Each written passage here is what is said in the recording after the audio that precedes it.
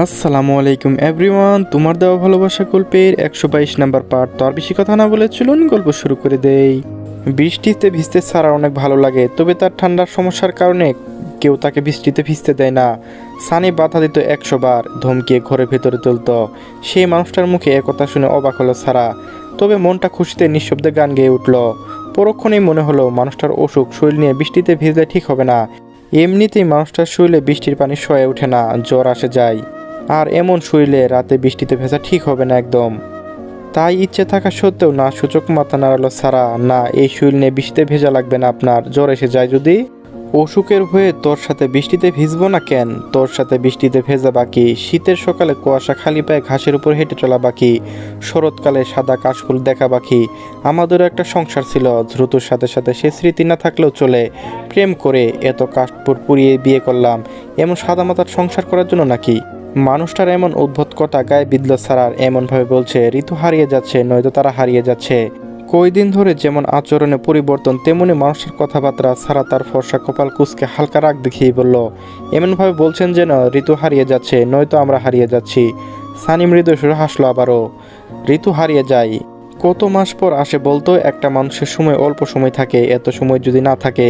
ঝুঁকি নিয়ে বিয়ে করেছি, তাই বলে এসব বিষয় ঝুঁকি নিব পারবো না আমি। সারা এবার বিরক্ত হলো। কী সব বলছেন তখন থেকে বলুন তো?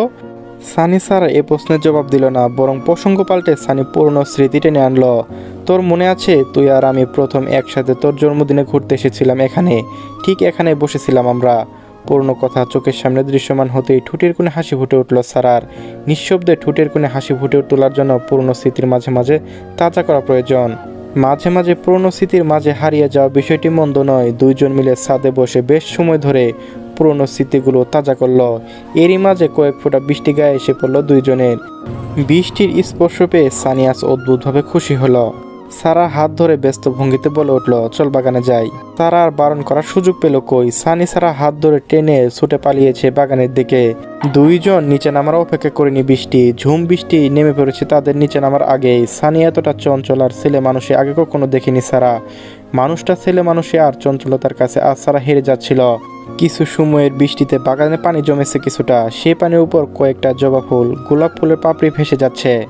বাইরে জ্বলতে থাকা হলদে রঙের আলোয় আবছা দেখা গেল, আকাশের গর্জনে আলো স্পষ্ট দেখা যাচ্ছিল। মেঘ ডাকার আওয়াজ সারা একটু ভয় পায়, যদিও সানি একবারের জন্য হাত ছাড়েনি সারার। সারাকে এক প্রকার চুরকির মতো ঘুরিয়েছে সানি, এখন মাথাটাও ঘুরছে। তবে সানির এমন পাগলামো বেশ ভালোই লাগছে সারার। সারার সঙ্গ দিল সানির। মাঝে মাঝে ছোট মানুষ হলে খারাপ কি? বয়সের অজুহাতে আনন্দ বজায় রেখে খিল দেওয়া বোকামো দুইজনের মুহূর্তটা সুন্দর ছিল। বৃষ্টি যেমন গা ভিজিয়ে দিচ্ছিল, তেমনি আশেপাশে থেকে ভেসে আসছিল ফুলের সুমিষ্টি সুবাস।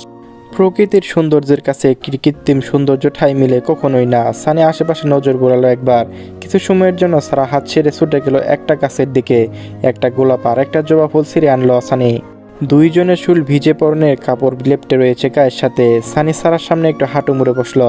সারা বিস্ময়ে তাকিয়ে রয়েছে সানির দিকে।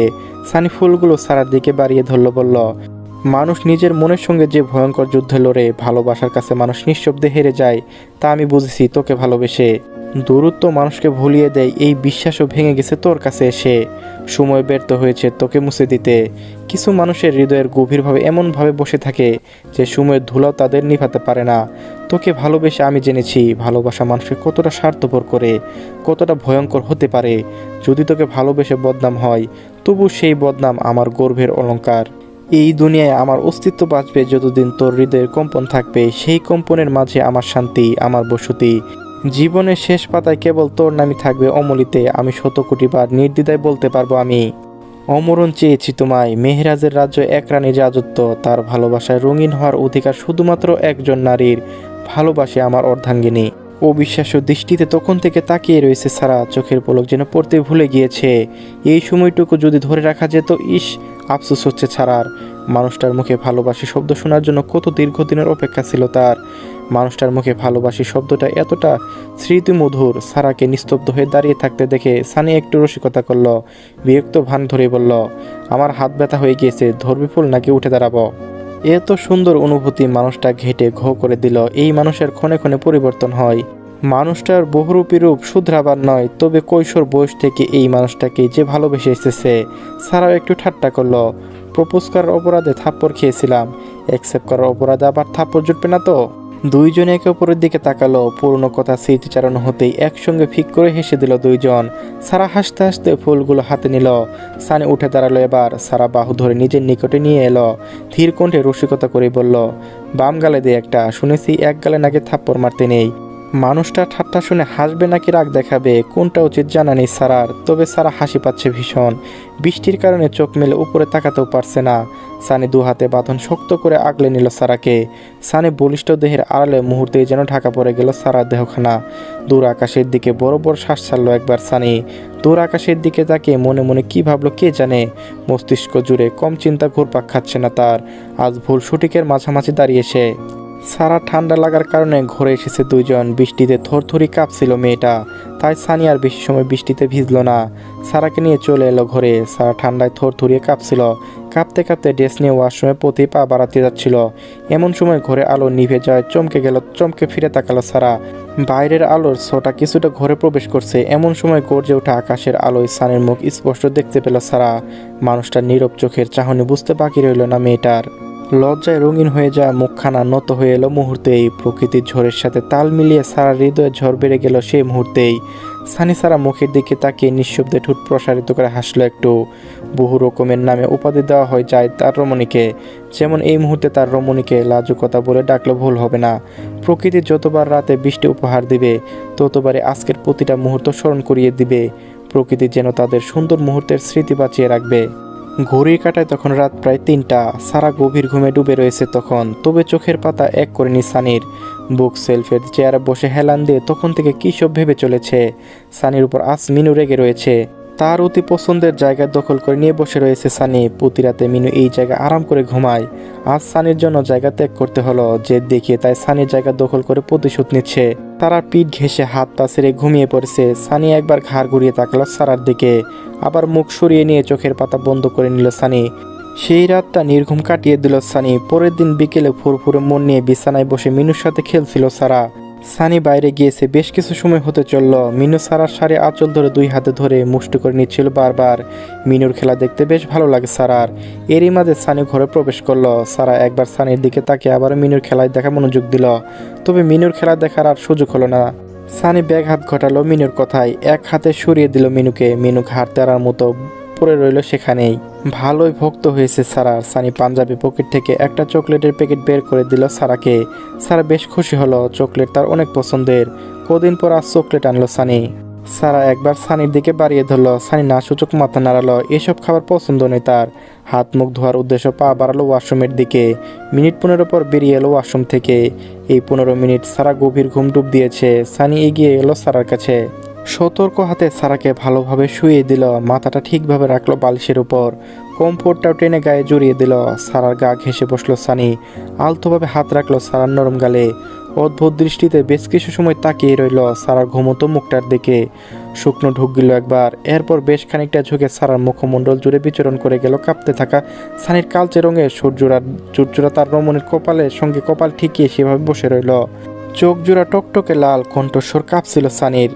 ভুল সঠিকের উত্তর জানা নেই আমার। সময়টা যেন কঠিন হয়ে দাঁড়িয়েছে। আর কত পালিয়ে বেড়াবো। পলাতক জীবন আর ভালো লাগছে না। তোকে নিয়ে মুক্ত আকাশে উড়ে বেড়ানোর স্বাদ জাগে ভীষণ। ভাগ্যর কি লেখা আছে জানা নেই। এই কপালের সাথে কপাল ঠেকানোর সুযোগ দিলে কপালটা কেন পোড়ালি? তবে তোর স্বামী আর বোকা থাকবে না যদি ফিরে আসা না হয়। অপেক্ষার দরজা বন্ধ করে দিস। তোর এই অযোগ্য অকৃতজ্ঞ স্বামীটাকেও তোর অভিযোগে বাঁচিয়ে রাখিস। ক্ষমা করিস না আমাকে। অশ্রু গড়িয়ে পড়তে চাইল হয়তো, কিন্তু সানির কঠোর বাধার গড়িয়ে পড়ল না। ড্রেসিং টেবিলের সামনে দাঁড়িয়ে একবার পরোক্ষ করে দেখলো নিজেকে। পরনে কালো রঙের শার্ট আর কালো রঙের প্যান্ট। এতদিন যাবৎ সারার দেওয়া সোনালি রঙের ঘড়িটা পরেছে। অনেকদিন পর আজ সিলভার রঙের ঘড়িটা পরল। নিজেকে খুঁটিয়ে খুঁটিয়ে দেখার সময় ঠোঁটের কোণে রহস্যময় হাসি ফুটে উঠল সানির। পা বাড়ালো বেলকনির দিকে। এতদিন ধরে খাঁচায় বন্দি করে রাখা টকটকে লাল রাব্বারটা পাখিটা খাঁচা থেকে বের করে আনলো সানি। পাখিটার আচরণ ভীষণ অদ্ভুত ছিল। একবারের জন্য ব্যাঘাত করল না সানিকে। হয়তো দীর্ঘদিনের পরিচয়ের টান, চেনা জানা সম্পর্ক তাদের, হয়তো তাই ব্যাঘাত করল না সানিকে। ভালো পোষ মনে গিয়েছে সানির। সানি পাখিটার দিকে তাকিয়ে ঠোঁটের কোণে হাসি রেখেই বলল, আর কতদিন বন্দি থাকবি বল, মুক্তি লাগবে নাকি? সানি এক নখ দিয়ে ছোট মাথায় হাত বুলিয়ে দিল পরম আদরে। পাখিটা নিজস্ব ভঙ্গিতে ডাক ছাড়লো একবার। এটাকে কি বোঝাতে চাইলো সানি জানতে ইচ্ছে করলো, কিন্তু এদের ভাষা কি করে বুঝবে। সানি বেলকনি থেকে হাত বাড়িয়ে বাইরের দিকে আস্তে করে হাতের মুঠো থেকে ছেড়ে দিল। পাখিটার ডানা ঝাপটে উড়াল দিল। সানি দাঁড়িয়ে পাখিটা উড়ে যাওয়া দেখলো। আজ থেকে পুরো আকাশটা তার। মুক্তি শব্দটা ছোট হলে এই শব্দে লুকিয়ে আছে অজস্র শান্তি। ঘুরে এসে হাতে সেই কালো রঙের ব্যাগটা নিয়ে বেরিয়ে পড়লো সানি। বেরিয়ে আসার সময় কাজের মহিলাকে বলে এসেছে সারা ঘুম থেকে ওঠার পর্যন্ত কেউ যেন ডাক না দেয়। মালিকের কথার উপর পাল্টা প্রশ্ন করেনি কেউ। ঘড়ি কাটায় তখন রাত 10টা। খানবাড়ির সবাই একসঙ্গে খাবার খেতে ঘরে এসেছে মিনিট খানেক হলো। সাফি ঘরে এসে শুয়ে পড়েছে। আজ মনটা অজান্তে কেন জানি ছটফট করছে, শান্তি পাচ্ছে না কোথাও। রাত থেকে ফোন দিয়ে যাচ্ছে সারাকে, তখন থেকে ফোন বন্ধ। বিষয়টি দুশ্চিন্তা ফেলে দিচ্ছে আরও। এখন শুয়ে সারাকে ফোন করে যাচ্ছিল সাফি। আরোহীর হাতে কাজ সেরে ঘরে প্রবেশ করলো মাত্র। বিছানায় বসতে বসতে সাফির দিকে তাকালো। সাফির চেহারা দুশ্চিন্তার ছাপ। আরোহীকে জিজ্ঞাসা কণ্ঠে বলল, কিছু হয়েছে আপনার? সাফি সারাকে ফোন দিতে দিতে একটু চিন্তিত হয়ে জবাব দিল, সারাকে ফোন দিচ্ছি, ফোন বন্ধ। এমন তো হয়নি কখনো। আরোহী কিছু সময় চুপ রইল, একটু দ্বিধাদ্বন্দ্বে রয়েছে। সাফিকে কিছু বলতে গিয়েও পারছে না। সারা করা নিষেধ জানিয়েছে আরোহীকে, কিন্তু মনটা খসখস করে যাচ্ছে সাফির বলার জন্য। শেষমেশ দমিয়ে রাখতে না পেরে একটু কাঁচুমুচু করতে করতে বলল, একটা কথা বলবো? সাফি অন্যমনস্ক হয়ে জবাব দিল, বলো। সানি ভাই সেদিন অ্যাক্সিডেন্ট করেছিল। বাক্যটুকু সাফির আত্মা কাঁপিয়ে দেওয়ার জন্য যথেষ্ট ছিল। তড়িৎ গতিতে চমকে ফিরে তাকালো আরোহীর দিকে। এত বড় ঘটনা অথচ তার জানা নেই। সাফি অস্থির হয়ে উঠল মুহূর্তে। ছোট ভাইয়ের উপর রেগে থাকলেও ভালোবাসা কমেনি বিন্দুমাত্র। কতটা স্নেহে আগলে রেখেছিল তারই জানা। তাই অভিমানটাও একটু বেশি। সে না হয় রাগ দেখিয়েছে, তাই বলে সানিও কথা বলা বন্ধ করে দেবে? বড় ভাই, রাগ দেখানো অধিকার নেই তার। তবে এই মুহূর্তে চাপা অভিমান থাকলেও দুশ্চিন্তা ভুলে গেল সবটা। বিচলিত কণ্ঠেই বলল, মানে অ্যাক্সিডেন্ট কবে হলো? সারা আমাকে তো কিছু জানালো না। সানি ভাই বারণ করেছে সবাইকে বলতে। সারা আজ সকালে আমাকে বলল, সেদিন জয়পুর হাট থেকে নৌকা গিয়েছিল সানি ভাই। ফেরার পথে নাকি এমন হয়েছে, ব্যথা পেয়েছে অনেকটা, তবে ঠিক আছে এখন। সাবি আজ প্রথম আরোহীকে এমন রাগ দেখালো। তুমি জেনেছো সকালে আর আমাকে এখন জানাচ্ছ? সাফির এমন প্রথম রাগ দেখলো, একটু ভয়ও পেল, সামলে নিল নিজেকে। আরোহী জানে সাফি বাড়ির প্রতিটা সদস্যকে নিয়ে ভাবে বেশি। সানি তার অতি স্নেহের, দুশ্চিন্তা রেগে যাওয়া স্বাভাবিক। আরোহী শান্ত গলায় বলল, চলবে। গল্পটি কেমন লাগলো অবশ্যই কমেন্টে জানিয়ে যাবেন। ধন্যবাদ।